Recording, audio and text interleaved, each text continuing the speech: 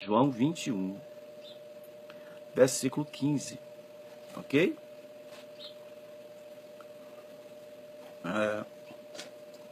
No 14 diz que já era a terceira vez que Jesus se manifestava aos discípulos, depois de ressuscitado dentre os mortos. Nessa terceira vez, diz assim, depois de terem comido, perguntou Jesus a Simão Pedro, Simão, filho de João, amas-me mais do que estes outros? Ele respondeu, sim, Senhor, tu sabes que te amo. Ele lhe disse, apacenta os meus cordeiros.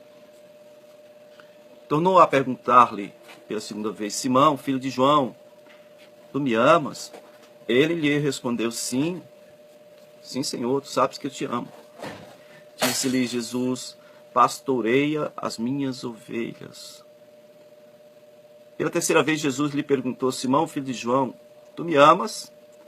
Pedro, entristecido ou entristecendo-se por ele ter dito pela terceira vez, tu me amas? Respondeu-lhe, Senhor, tu sabes todas as coisas. Tu sabes que eu te amo. Jesus disse a ele, apacenta as minhas ovelhas. Amém? Na transliteração aqui, irmãos, nós não vemos nada de anormal ou de incomum na versão que nós temos aqui. Há, porém, uma diferença muito drástica quando vamos olhar os comentários, né, relacionados ao texto original desse capítulo 21 de João, versículo 15 a 17.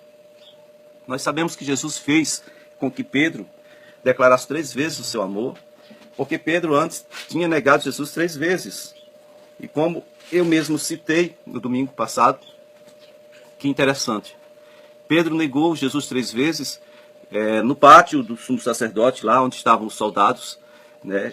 E enquanto Jesus estava sendo interrogado, ele se aquentava com os criados e os soldados no pátio. E um dos relatos da Bíblia diz que quando Jesus passou na parte mais alta, já meio machucado, né, de levar pancada, mãozada, né, dos outros, Jesus olhou lá para baixo, onde Pedro estava se aquentando, e fitou os olhos em Pedro, enquanto Pedro negava pela terceira vez. O interessante é que esse relato aqui diz que Pedro estava pescando com outros 6 discípulos, e o mestre chega e refaz o chamado a Pedro.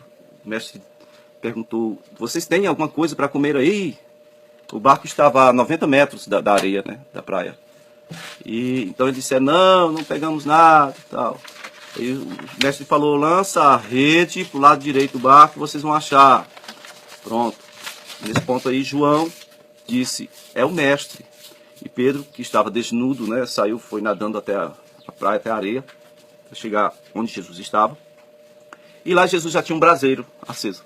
Jesus tinha peixe assado e pão lá na areia para eles comerem. E então Pedro, agoniado, foi nadando porque não queria esperar o barco. O barco vinha com 153 grandes peixes. O barquinho vinha quase para afundar, né? E então Jesus fez esse chamado para a vida de Pedro, tentando refazer a vida de Pedro. Porque Pedro estava se sentindo totalmente destruído, acabado. Depois que negara a Jesus por 3 vezes, saiu angustiado dali. Eu até fiz uma brincadeira, não devemos brincar com isso, mas quando a gente vê Pedro nos filmes, né? Ele sai angustiado, sai chorando. E a gente lembra da história de Judas, que também saiu angustiado, saiu muito mal. A diferença é que Judas, ele pegou uma corda e foi se enforcar, né? Graças a Deus, Pedro não partiu para esse extremo. Ele simplesmente disse, eu vou pescar. Eles estavam pescando no lago de Genezaré. Era o local onde Jesus tinha marcado um encontro com eles. E por que Jesus tinha marcado um reencontro com eles lá no lago de Genezaré, que é um mar de águas, do lago de águas doces, né? Um mar doce, águas, né? Por quê? É porque fora ali mesmo que Jesus havia chamado eles. E Jesus queria dar a eles essa lição, para que ficasse gravado em seus corações, para que nunca se esquecesse disso. A outra coisa que Jesus queria acentuar para a vida de Pedro, e acenar como um direcionamento para o resto da vida dele, é que nós não podemos viver confiando em nós mesmos, queridos. Nós não podemos ser autoconfiantes ao ponto de dizermos que iremos com o Senhor até a morte, que iremos até o fim, que estamos prontos para fazer qualquer coisa para o Senhor, porque isso é falar demais. Isso é presumir a respeito de coisas que não estão em nosso poder, né? E Pedro tinha essa mania. Ele foi achado lutando contra Deus, no sentido de que ele era muito zeloso, mas não tinha entendimento de Deus. Ele não queria de forma alguma que Jesus fosse crucificado, que Jesus fosse morrer ali na cruz em Jerusalém. E ele estava disposto a fazer qualquer coisa, inclusive matar alguém. Ele feriu o soldado, o servo do sumo sacerdote. Jesus colou a orelha dele lá, curou a orelha. Foi Pedro que cortou, né? Bom, queridos, nós precisamos entender isso.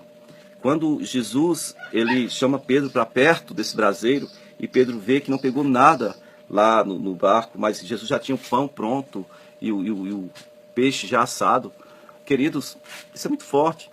É uma forma de Jesus dizer para eles, primeira coisa, não voltem atrás no chamado, porque nada vai faltar a vocês.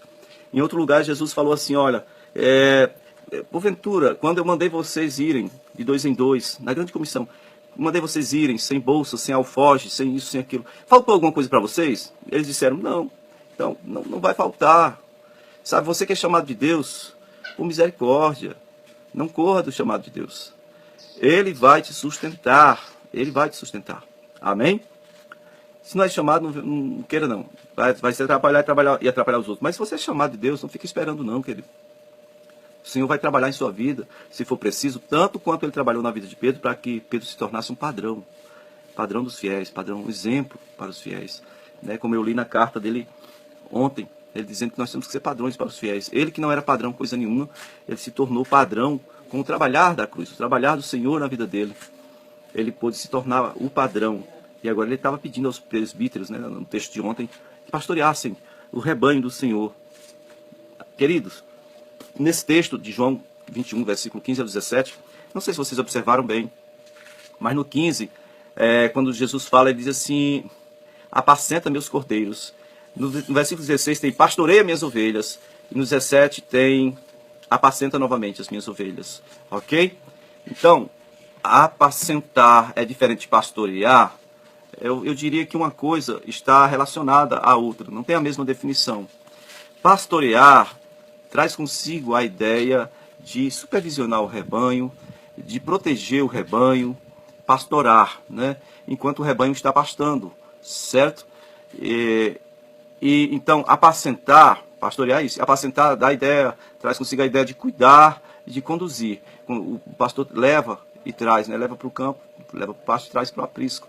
Então, pastorear traz uma ideia mais profunda sobre a questão de vigiar por aquele rebanho. Vigiar no sentido de estar também cuidando, é claro, protegendo, né? Pastorear. Apacentar traz mais a ideia de conduzir. Aí está o papel do pastor de novo, né? O papel do pastor, que sabe, orientar, conduzir, cuidar, proteger, né? Direcionar a vida das pessoas para que elas sejam bem conduzidas diante do Senhor, amém? É essa palavra que eu tenho para nossas vidas essa tarde. Você que está me curtindo, eu só vejo as mãozinhas passando, mãozinha azul. Só me dá um oi, faça um comentário aí que eu sei que eu vejo quem é. Eu estou vendo aqui só a Vanessa Maia que entrou, tá bom? Bom, queridos, eu quero que vocês meditem nisso. O Senhor restaurou o chamado dele na vida de Pedro, porque os dons, os chamados do Senhor, os dons do Senhor são irrevogáveis. Então, tem dons que são naturais, tem dons que são espirituais, ou de manifestação espiritual, né? Falar em línguas, que estão relacionados à revelação, interpretação, etc. Então, queridos, tem dons que são naturais, tem dons que são espirituais, tem dons que são ministeriais. O que é ministério? É serviço. Então, Pedro já tinha recebido esse dom ministerial. Isso é irrevogável. E o Senhor restaurou porque Pedro estava mal, ele veio cuidar do coração de Pedro. Eu creio que o Senhor não deixará um escolhido vivendo de qualquer forma, né? O Senhor é Deus para cuidar de todos nós, e como disse o apóstolo Paulo, para guardar, né, o nosso bom depósito, até aquele dia, até o dia do encontro com o Senhor, nosso encontro com o Senhor. Que nós possamos hoje meditar no chamado de Deus, porque para isso nós existimos. Ninguém vem a existir sem um propósito de Deus. Então, Ele tem nos chamado e tem nos escolhido para um propósito. Que você hoje possa abrir seu coração para que o Senhor, se aproximando de você, Ele possa trabalhar aí no seu interior o chamado dele, a escolha dele, Você é um eleito, uma eleita de Deus, para cumprir o projeto de Deus em sua vida. Amém? Um beijo santo em seu coração. Me perdoe o atraso aí, que eu estava no serviço. E que o Senhor abençoe muito a sua vida. Nós queremos declarar aqui que o Senhor te ama e que Ele quer cumprir a vontade dele em sua vida. Ele quer participar da sua vida. Ele quer ter um relacionamento com você. Amém?